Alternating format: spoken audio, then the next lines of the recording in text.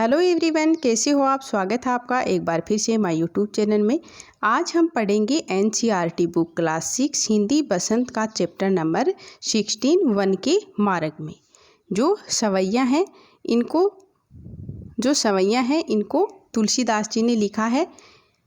तो अब हम इसका भावार्थ देख लेते हैं। इससे पहले अगर आपने अभी तक मेरे चैनल को सब्सक्राइब नहीं किया है तो सब्सक्राइब वाले बटन पे क्लिक करें। अब हम इससे सवैया का भावार्थ देखते हैं। इस पाठ के बारे में, वन के बारे में हम कुछ जान लेते हैं कि यहाँ किसकी बात हो रही है। कि जब राम, लक्ष्मण और सीता है वो महल को छोड़कर वन गमन कर रहे हैं तो वहाँ उनको किस तरह के कष्टों का सामना करना पड़ेगा, यही इस पाठ में, इस सवैया में बताया गया है।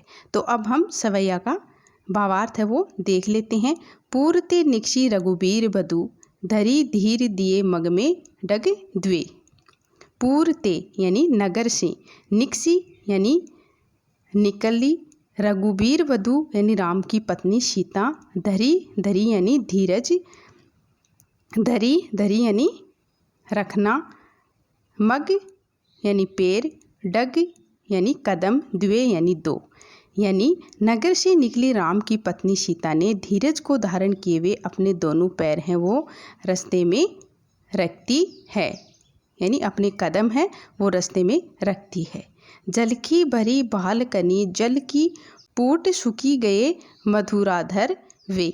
जल की यानी दिखाई दी, भरी यानी भरी हुई, भाल यानी माथा, कनी यानी कर्ण, जल यानी पानी, पुट यानी होठ, मधुराधर यानी मधुर होठ। यानी जो माता सीता है के भरे हुए सर पे यानी माथे पे जो पानी की बूंद है, जो पसीने की बूंदें हैं वो साफ दिखाई दे रही हैं और उनके जो मधुर होठ हैं वो भी सूख गए हैं।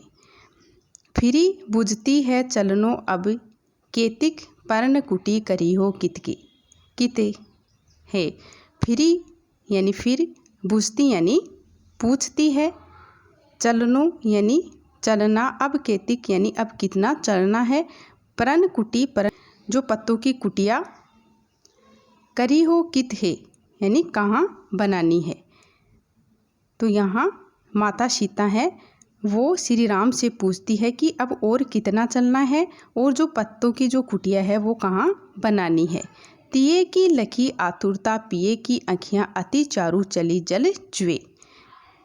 तिये यानी पत्नी की लखी यानी देखकर, आतुरता यानी व्याकुलता, पिए यानी प्रियतम यानी श्री राम, आँखियाँ यानी आँखों में, अति यानी बहुत, चारु चली जल चवे यानी आंसू से भर जाती हैं।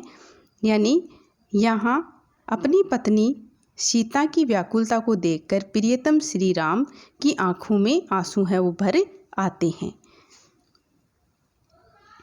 जल को गए लखनऊ है, लरिका परीखो पिए, छा है घरीक है ठाडे। लखनऊ यानी लक्ष्मण, लरिका यानी लड़का, परीखो यानी इंतजार करना, छा यानी छाया, घरीक यानी कुछ समय, काढ़े यानी खड़े रहना। यानी लक्ष्मण पानी लाने गए हैं और श्री राम एक पेड़ की छाया में खड़े होकर उनका इंतजार कर रहे हैं। पोंछी पसेऊ बयारी करो, अरु पाई फखारी हो, बुबरी डाढ़े। पोंछी यानी पोंछना, पसेऊ यानी पसीना, बयारी यानी हवा, पाई यानी पैर, पखारी है यानी धोना, भुभुरी यानी गरम बालू जो मिट्टी होती है। तो जो माता सीता है वो हवा से उनके यानी श्री राम के पसीने को सुखाती है और बालू से उनके पैर है वो धोती है।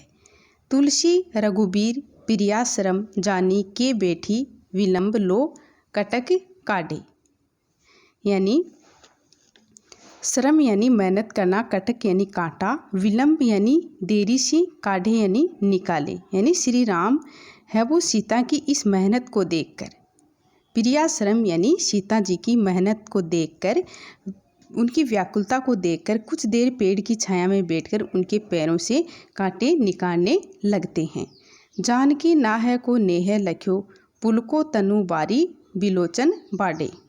यानी नेह यानी प्रेम, लाख्यो यानी देखना, पुलको यानी पुलकित, तनु यानी शरीर, बारी यानी आंसू, विलोचन यानी नेत्र। यानी सीता श्री राम को प्रेम पूर्वक देखती है और खुश अर्थात पुलकित यानी खुश हो जाती है और उनकी आंखों में आंसू आ जाते हैं।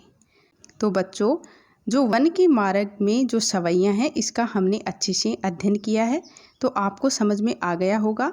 और इस पाठ में हमने श्री राम, लक्ष्मण और सीता हैं वो महल से जब वन के लिए जा रहे थे तो वहाँ उनको किन किन कठिनाइयों का सामना करना पड़ा, यही इस पाठ में हमने पढ़ा है। तो अगर आपको मेरा ये वीडियो अच्छा लगा हो तो प्लीज़ लाइक, शेयर, सब्सक्राइब जरूर करें। थैंक यू बच्चों।